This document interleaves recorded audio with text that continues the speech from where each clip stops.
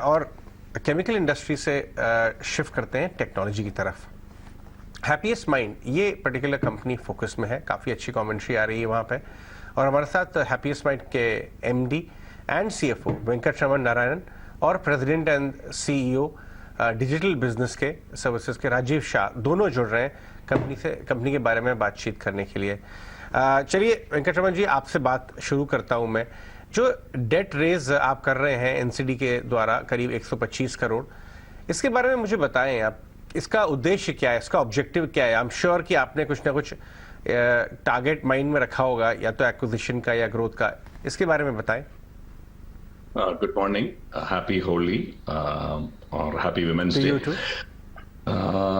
उसके साथ साथ हमारे ये एनसीडी जो रेस कर रहे हैं वो जनरल कॉर्पोरेट पर्पसेस के लिए ही रेस कर रहे हैं। हमारे अभी कैश बैलेंस हमारे बैलेंस शीट में 600 करोड़ के ऊपर है। उसमें से तकरीबन 80 करोड़ अभी जो एक्विजिशन किए हैं उसके लिए उपयोग किया है। Now, what we are trying to do is we are trying to shore up our cash balances. तो ये वर्किंग कैपिटल और लॉन्ग टर्म एडवांसेस लोन्स उसके बैलेंस करने के लिए हम ये एनसीडी रेस कर रहे हैं मार्केट से। और आज की तारीख पे हमारे बुक में लोन उतना नहीं है, हमारा लिवरेज बहुत कम है। ओनली वर्किंग कैपिटल के लिए हम बोरो कर चुके हैं। और तो ऐसे देखेंगे तो लॉन्ग टर्म लोन ये 3 साल के एनसीडी है, तो ये पहला लॉन्ग टर्म बोरोइंग हम मार्केट से करा रहे हैं। ठीक है, फेयर पॉइंट। आप शोर अप कर रहे हैं बैलेंस शीट को, और उसमें जगह भी है लेवरेज बढ़ाने की, तो वो भी कर रहे हैं। आप एक बार ये बताएंगे कि इस पे आपकी कॉस्ट ऑफ कैपिटल क्या होने वाली है इस एनसीडी पे जो आप रेज कर रहे हैं? हमारा cost of capital 91 T bill के जुड़े हुए हैं। सो 91 डे टी बिल प्लस 2.3% के आसपास है हमारा रेट, जो अभी हमें मिल चुका है इस एनसीडी पे। इस महीने के एंड के पहले हम ये क्लोज करने के लिए देख रहे हैं अभी।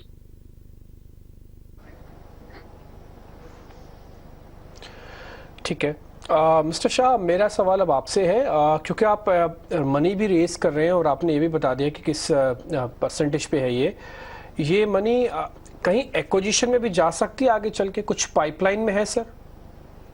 सो हम लोग अभी आपने सुना होगा कि हमने अभी एक एक्विजिशन किया और एसएमआई का, which was in the health care space, अभी किया। बट जैसे वेंकट ने बताया कि this is just to we have cash on hand today as a company, this is just for the working capital. और एक्विजिशन का पाइपलाइन भी अच्छा है। I mean we keep getting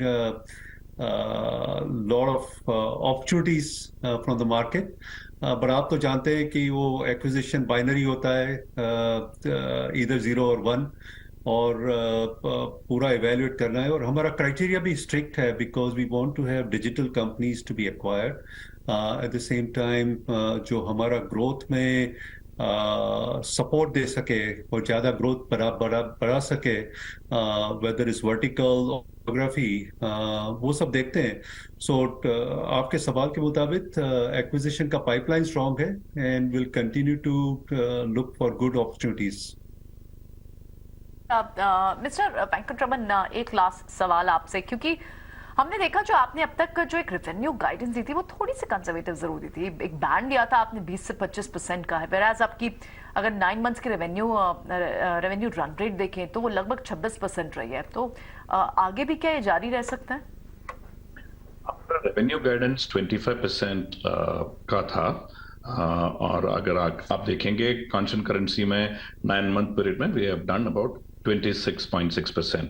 तो रेवेन्यू गाइडेंस के ही लाइन पे अभी चल रहा है। अभी Q4 खत्म होने के बाद हमको पता चलेगा कि यह साल का कैसे रहेगा। मार्जिन गाइडेंस में हमने बताए थे कि वो हम 22 to 24% करेंगे, और for the last 10 quarters 11 quarters our EBITDA has been 26%, 25 to 26% plus. तो अब अगर आप देखेंगे अगले साल का प्लान अभी बन रहा है, तो हमको देखना है कि हमारा रेवेन्यू और मार्जिन कैसा रहेगा। रेवेन्यू के बारे में मैं बहुत कुछ नहीं बता सकता हूं, मगर मार्जिन के लिए we try to keep the range of 22 to 24 और target to do better than that. 4% का आप मार्जिन गाइडेंस यहाँ दे रहे हैं, तो ऑल राइट, जो आपके बेटा गाइडेंस आपने FY23 के लिए ही दिए थे उसे रिट्रेस कर रहे हैं आप, ठीक है। बहुत बहुत शुक्रिया मिस्टर वेंकटरमन और मिस्टर शाह, आज आपने समय दिया और ये सारी इंपॉर्टेंट डिटेल्स हमारे व्यूअर्स के साथ शेयर की। बहुत बहुत शुक्रिया आपका।